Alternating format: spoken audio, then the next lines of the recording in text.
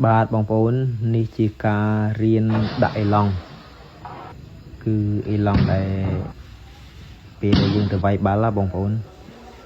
ជំហានដែលយើងត្រូវបោះទៅវាយបាល់បងប្អូនមើលតាមវីដេអូហ្នឹងគឺខ្ញុំបោះជើងឆ្វេងទៅមុនជើងឆ្វេងហើយបាទខ្ញុំឈានជើងស្ដាំមករួចខ្ញុំបោះជើងឆ្វេងមួយជំហានខ្លីទៀតដើម្បីមានអេឡង់ដើម្បីធាក់លោត1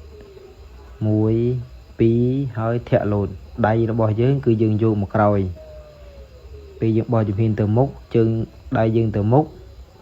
ពេលដែលយើងឈានទៅមុខមួយជំហានទៀតដៃយើងមកក្រោយដើម្បីយកខ្លួនយើងឡើងទៅលើដោយការទះបាល់អញ្ចឹងបងប្អូនមើលគឺខ្ញុំបោះដៃទៅមុខហើយខ្ញុំឈានទៅខ្ញុំយកដើម្បីមានអេឡង់ដើម្បីវាយបាល់